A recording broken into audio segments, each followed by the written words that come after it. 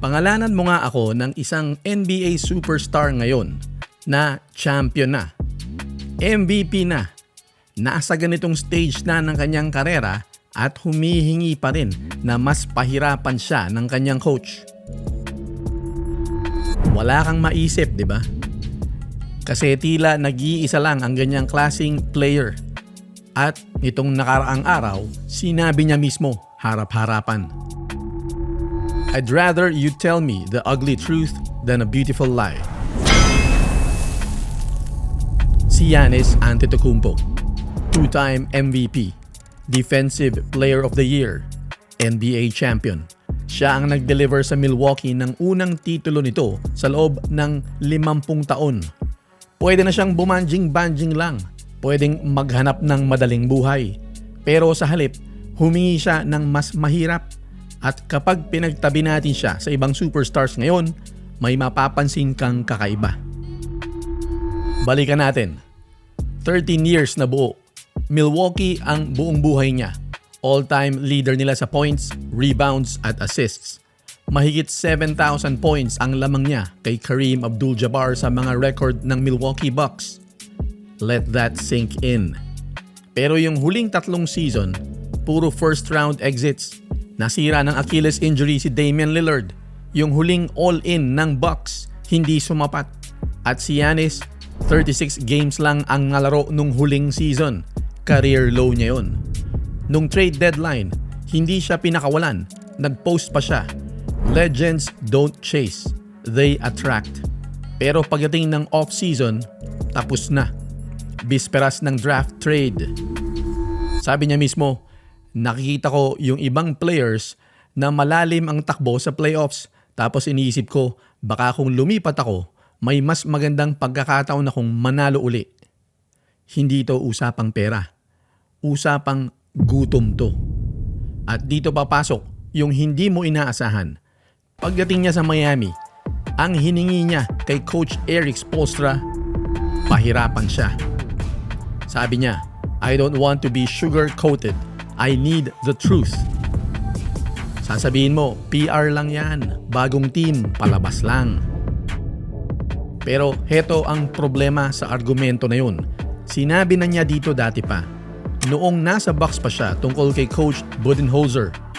Coach me hard. Kapag hindi ako maganda maglaro, alisin mo ako. Ayoko lang magprogreso. Gusto kong umakyat. Hindi bago to. Ilang taon na niyang sinasabi yan. Tayo lang ang hindi nakikinig. At may isa pang detalye na para sa atin mga Pinoy mas malalim. Yung coach na pinili niyang magpapahirap sa kanya, si Erik Spoelstra. Unang Phil-Am head coach na nanalo ng NBA Championship. Anak ng Pilipina, galing sa San Pablo, Laguna. Ngayon, isipin mo ang panahon natin. Ito ang player empowerment era. Ang mga superstar mismo ang pumipili ng kanyang koponan. Minsan pati ng coach. Control, puro control. Si Giannis, nasa kamay niya ang lahat ng leverage. Pero sa halip na kontrolin niya ang lahat, humingi siya ng taong hindi siya lalambingin. Kung pamilyar to sa'yo, dapat lang.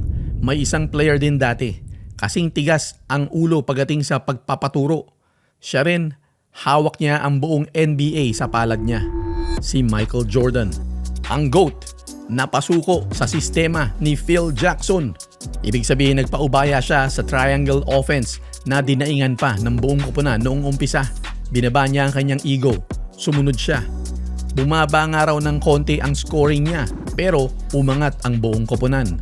Ang resulta, 6 na championship. Pero hindi yon 6 in a row. 2 3-peat yon sa loob ng 8 taon sa iisang coach lamang.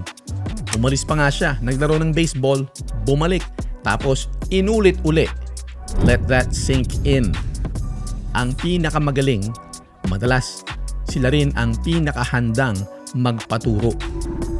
Pero bakit ganito si Giannis? Bakit hanggang ngayon champion na, gutom pa rin? Kasi hindi siya nagsimula bilang superstar. 15th pick lang siya noong 2013. Payat, hilaw pa. Galing sa mahirap na pamilyang migrante sa Athens, Greece. Halos wala sa mundo. Yung gutom na yun, Nando na bago pa dumating ang MVP, ang championship, ang pera. At kahit ngayon, nilalaro pa rin niya para sa Greece sa national team niya. Hindi siya humihinto. Sa Miami, may hinahabol siyang blueprint. Pinapanood niya raw si Messi sa World Cup. Para sa kanya, si Messi ang greatness. Pumunta si Messi sa Miami. Nanalo. Gusto ni Giannis gayahin yan.